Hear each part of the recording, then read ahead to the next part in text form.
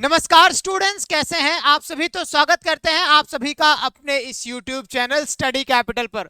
और जैसा कि मैं आपको बता दूं कि CUET यूजी 2023 से रिलेटेड कोई भी इंफॉर्मेशन हो रही है तो आपको स्टडी कैपिटल पहले दे रहा है और काउंसलिंग में लगातार मदद करने के लिए हम आ गए हैं आपके साथ में और लगातार मदद कर भी रहे हैं। तो आज एक अहम मुद्दे पर बात करने वाले हैं, दिल्ली यूनिवर्सिटी की कट ऑफ के बारे में। और जैसा कि मैं बता दूं कि इसे कई लोग कट ऑफ कहते हैं, कई मेरिट लिस्ट कहते हैं और फर्स्ट एलोकेशन आज आने वाला है जिसे हम लोग फर्स्ट कट ऑफ भी कहेंगे।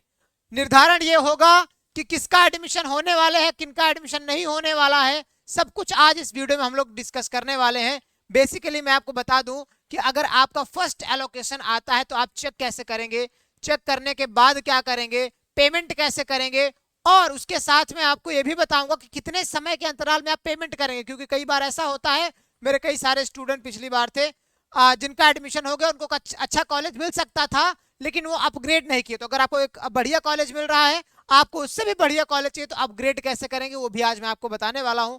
और एक स्टूडेंट ऐसे भी मुझे मिले थे, पिछली बार हुआ था उनके साथ में कुछ ऐसा कि उनको अच्छा कॉलेज मिला था, प्रेफरेंस एंट्री बढ़िया मिल गई थी, भर दिए थे, लेकिन पेमेंट डिले होने की वजह से उनका एडमिशन कैंसिल हो गया। तो कब किस टाइम पे आपको पेमेंट करना है, सारा कुछ आपको मैं आज इस वीडियो में बताने वाला हूं, तो बने रहिएगा वीडियो के एंड तक। सबसे पहले मैं आपको बता दूं कि कोई भी अपडेट अगर आपको मिलती है तो आपको ये ऑफिशियल साइट देख पा रहे हैं आप, यूनिवर्सिटी ऑफ दिल्ली का CSAS पोर्टल के आप यहाँ पे CSAS पोर्टल पे क्लिक करेंगे, देख पा रहे हैं यहाँ पे ये पोर्टल है आपका CSAS। यहाँ पे आप क्लिक करेंगे CSAS UG 2023 तो आप आ जाएंगे दिल्ली यूनिवर्सिटी की ऑफिशियल साइट पर। यहाँ पे आपको आ जाएगी आपकी फर्स्ट लोकेशन सिस्टम, लेकिन आपको करना क्या होगा, आपको लॉग इन करना होगा। लॉग इन कहां से करना है, आप यहाँ पे देख पा रहे हैं साफ साफ, आपको एप्लीकेशन नंबर और पासवर्ड डालना होगा और अपना कैप्चा डाल के लॉग इन करना होगा। बेसिकली अभी तो कोई अपडेट आई नहीं है, लेकिन शाम को 5 बजे ही आपको भी मिलने वाली है और जैसे मिलेगी सबसे पहले मैं ही आपको बताने वाला हूं।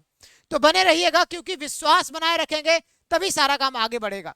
चलिए यहाँ पे मैं अगर आपको दिखा दूं, जैसे आप आगे बढ़ेंगे, प्रोसीड करेंगे तो आपको कुछ ऐसा दिखने वाला है।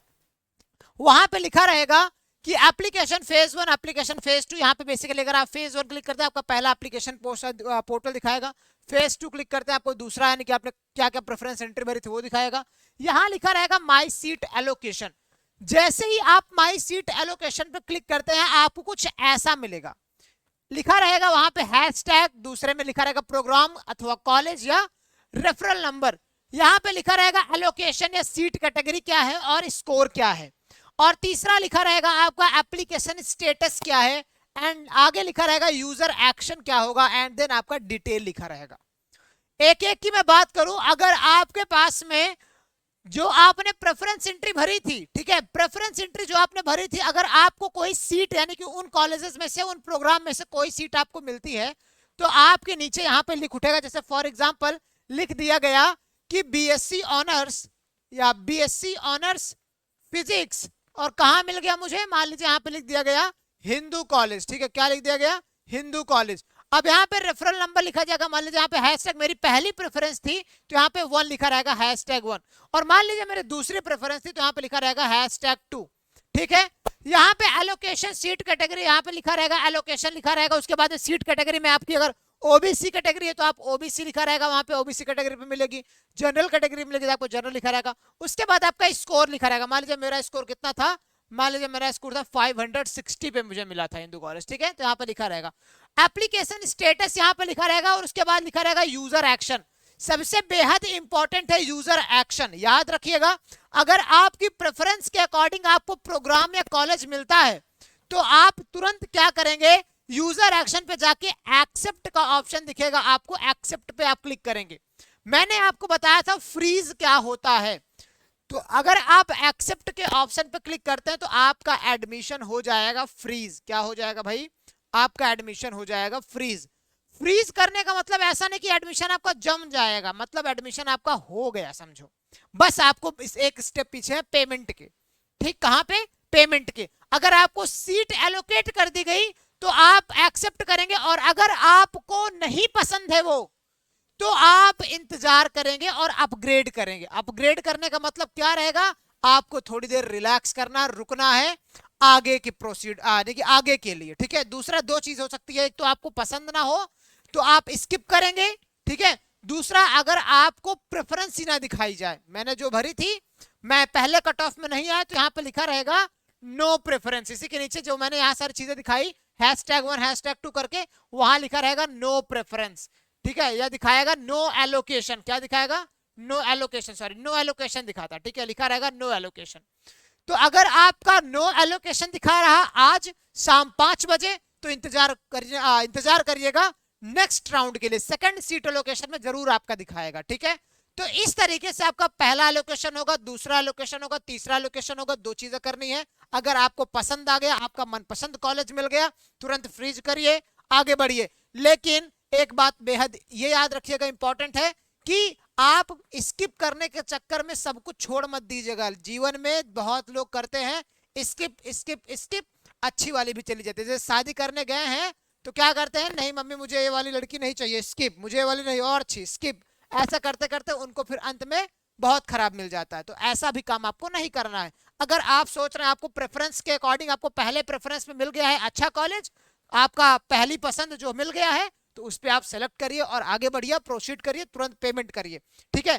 पेमेंट करने के लिए क्या करोगे भाई, आप जैसे ही एक्सेप्ट पे क्लिक करोगे आपके पास में पेमेंट लिंक दिख जाएगी आपको, ठीक है। अगर आई रहेगी तुरंत तो तत्काल दिख जाएगी, नहीं तो विद इन 24 आवर्स आपको पेमेंट लिंक मिल जाएगी, ठीक है। अब याद रखिएगा वो पेमेंट लिंक आपकी एक टाइम इंटरवल के लिए आएगी। अगर 10 घंटे बाद आ रही है तो उस 10 घंटे के बाद से 24 घंटे के लिए पेमेंट आपको करने के लिए ऑप्शन वहां पे दिखाएगा, ठीक है। बेसिकली उसकी बात मैं आगे करता हूं। हालांकि बीएचयू में यही होता है कि एक फिक्स इंटरवल टाइम के क्या होगा, आपका पेमेंट करना ही करना होगा। बाकी यहाँ का क्या प्रोसीजर है आपको फिर से दिखा देता हूँ। आगे चलते हैं, थोड़े और आगे बढ़ते हैं, ठीक है।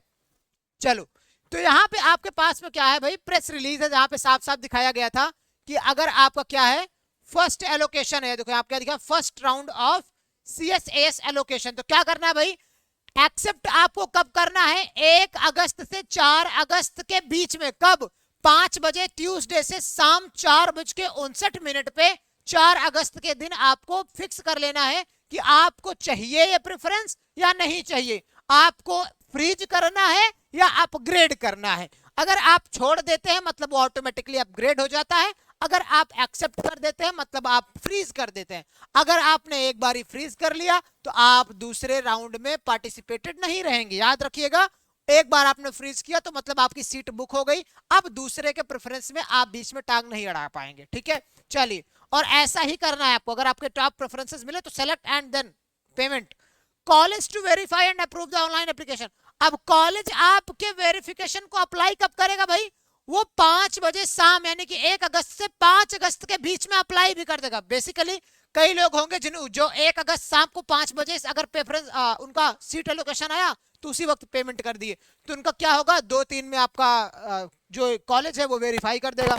कई लोग होंगे जो 4 को करेंगे, तो 4 को करेंगे तो 5 तक डेफिनेटली उनका वेरीफाई हो जाएगा।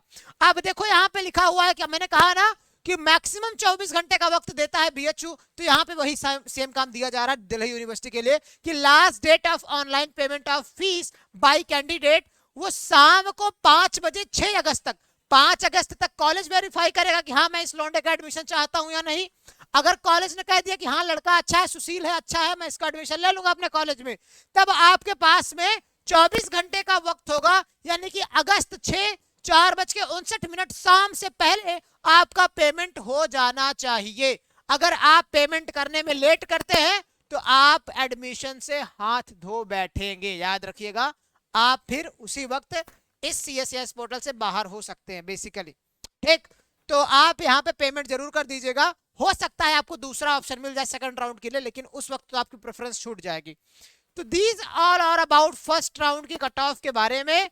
बेसिकली कट ऑफ आपका कोई मार्किंग स्कीम नहीं दिखाएगा, बस आपके पोर्टल पे शो हो जाएगा, कट ऑफ के नाम पे आपके पोर्टल पे शो हो जाएगा हाँ भाई आपका कट ऑफ आ गया है और आप एडमिशन के लिए कैपेबल है या नहीं। सारी इंफॉर्मेशन आपको बता दी गई है।